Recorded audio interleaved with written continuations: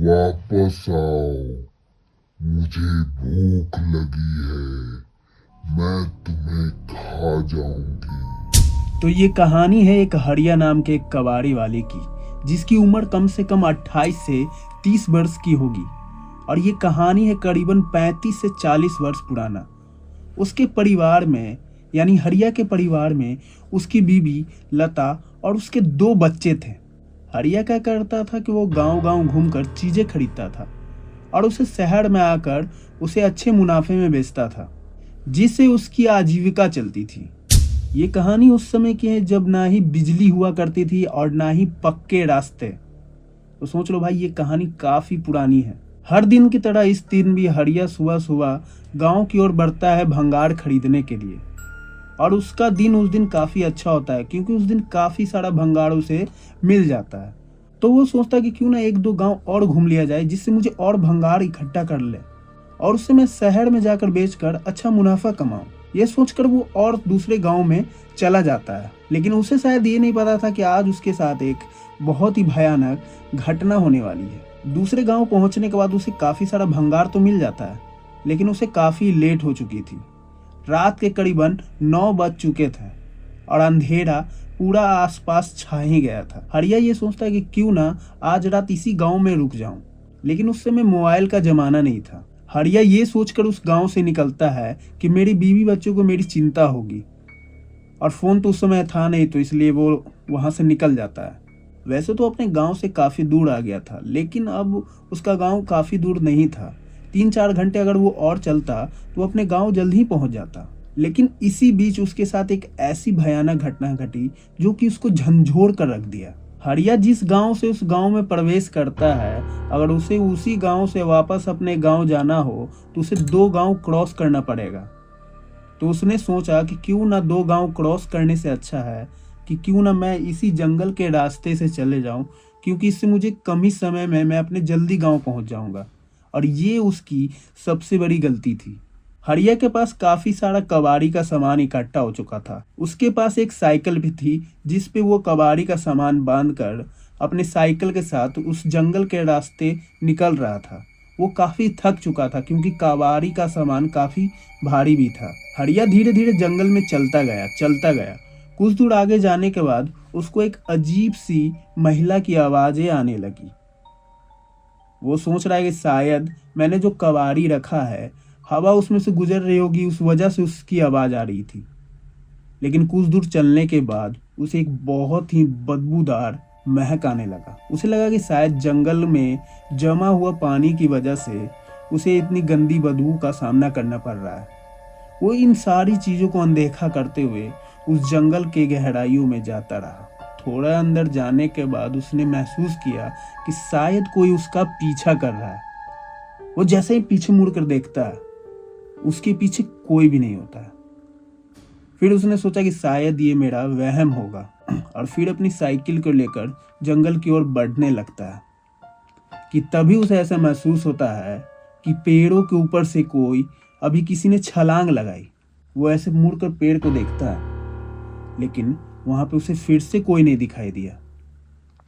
कुछ दूर आगे चलने के बाद वो क्या देखता है कि हल्की हल्की चांद की रोशनी आ रही थी।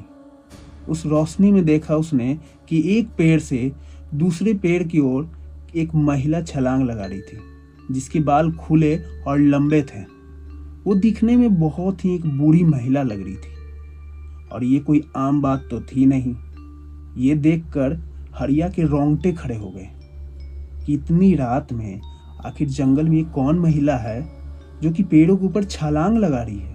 ये देखने के बाद हरिया थर थर कांपने लगा और जैसे तैसे अपना साइकिल को तेजी खींचते हुए वहां से भागने लगा। कुछ दूर हरिया भागा होगा तो उसे ऐसा लगता है कि शायद वो डायन या चुड़ैल जो भी थी वो पीछे रह गई। एक पल के लिए हरिया ये भी सोचता है कि शायद कहीं ये मेरा भ्रम तो नहीं है, क्योंकि वो काफी थक चुका था।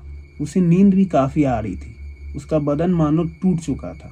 लेकिन वो क्या करता है ना कि वहाँ पे एक बड़ा सा पेड़ होता है जंगल में, तो वहाँ पे अपना साइकिल को ऐसे खड़ा करता है। तभी हरिया को पेशाब लग जाता है। तो हरिया पेशाब करने के लिए एक पेड़ के पीछे जाता है और जब वो पेशाब करके वापस आता है और अपनी साइकिल को लेकर आगे बढ़ने लगता है तो वो क्या महसूस करता है कि अब साइकिल पहले से ज़्यादा भारी हो गई है। उसे ऐसा महसूस हो रहा था कि शायद उसके साइकिल पर कोई बैठ चुका है, क्योंकि कुछ देर पहले तक तो वो साइकिल काफ़ी हल्की चल रही थी, लेकिन अब वही साइकिल अब दुगनी भारी हो गई है। ये महसूस करने के बाद हरिया को ऐसा लगा कि शायद उसके साइकिल के पीछे कोई बैठा हुआ है। हरिया डरते डरते, थरथराते और कांपते हुए पीछे देखता है। जैसे ही वो पीछे अचानक से मुड़ता है, वो देखता है वहां पे कोई भी नहीं है। फिर वो सोचता है कि शायद मैं थक गया हूं, मुझे आराम की बहुत ज़रूरत है, तभी मुझे ऐसे ऐसे वहम हो रहे हैं। और वो डायन और या चुड़ैल की जो बातें थी उसे भी भुलाकर आगे बढ़ने लगता है। कुछ दूर आगे ही बढ़ा होता है कि तभी एक जोरदार चीख सुनाई देती है। वो चीख इतनी जोर से थी कि आसपास के गांव वालों ने भी कहा था कि ये चीख हमेशा उसे सुनाई देती है। उन लोगों ने ये चीखें आए दिन वो सुनते ही रहते हैं और वही चीख हरिया ने अपने सामने सुना। वो चारों ओर देखने लगा कि आखिर ये आवाज़ आ किधर से रही है। हरिया को एक तरफ डर भी लग रहा था, वो एक तरफ से ये भी सोच रहा था कि अगर मुझे इस जंगल में कुछ हो जाएगा तो मेरे बीवी बच्चों का क्या होगा। वो ये सोचकर अपनी साइकिल को धीरे धीरे आगे बढ़ाता रहता है कि तभी एक और चीख आती है बहुत जोर से, और इस बार चीख बहुत ज़्यादा डरावनी थी। वो चीख ऐसी थी कि मानो मानो मानो कोई अपना गला फाड़ कर चीख रहा हो। तभी हरिया पीछे मुड़कर देखता है। वो क्या देखता है कि वही बूढ़ी महिला जिसके बाल लंबे, सफेद और खुले हुए हैं, वो पेड़ों पे छलांग मारते हुए उसकी ओर बढ़ रहे हैं।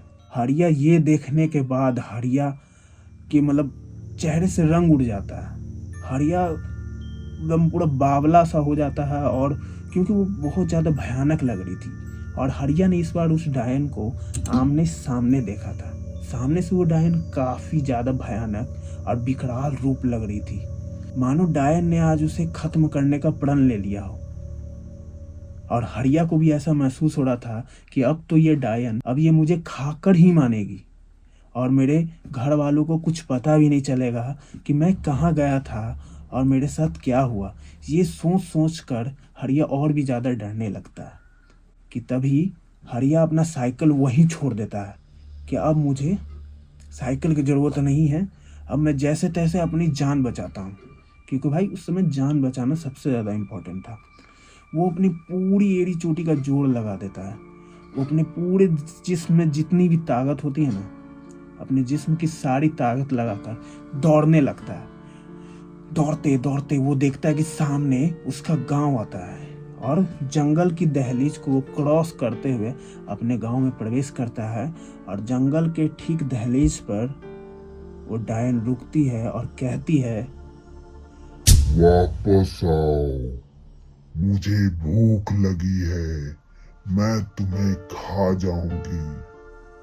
ऐसे कहते हुए वो जंगल के अंदर चली जाती है और हरिया दौड़ते दौड़ते एक उसी गांव के उसके खुद के गांव के ही मंदिर में जाकर बेहोश हो जाता है, क्योंकि वो बहुत ज़्यादा थक गया था और उसे भूख प्यास से भी वो बहुत ज़्यादा कमज़ोर हो चुका था। अगले दिन गांव वालों ने उसे पानी वगैरह छीट कर उसे उठाया। तब हरिया ने अपनी सारी कहानी बताई कि कैसे कैसे उसने जंगल में उस डायन या चुड़ैल जो भी कहो उसे, उसका सामना किया, कैसे वो उससे बच कर आया। तभी उन गांव वालों में से एक चाचा जी थे जिन्होंने कहा कि तुम्हारी किस्मत अच्छी थी, तुम्हें भगवान ने बचाया है, क्योंकि आज तक जो भी उस गांव में गया है वो कभी जिंदा बच कर नहीं आया। तुम भाग्यशाली हो कि जिंदा बच कर आ गए तुम, वरना तुम्हारा हश्र भी वही लोग के साथ होता जो कि उस जंगल में गए हैं और आज तक कभी लौट कर नहीं आए। हरिया अपनी बीवी बच्चों को देखकर बहुत खुश हो जाता है उसे मानो ऐसा हुआ कि उसे एक जीवन दान मिल चुका था। कुछ देर बाद गांव वालों के साथ मिलकर वो उसी जंगल में जाता है, क्योंकि उसकी साइकिल और वो कबाड़ी का सामान वहीं पड़ा था। जब वो अंदर जंगल में जाकर देखता है तो उसकी साइकिल के परखच्चे उड़े हुए थे और उसका कबाड़ी का सामान पूरा बिखरा हुआ था। मानो उस चुड़ैल ने अपना गुस्सा उस साइकिल पे उतारा हो। और उस दिन हरिया ने कसम खा लिया कि कभी भी कितना भी लेट क्यों ना हो जाऊं, दोबारा उस जंगल से नहीं आऊंगा।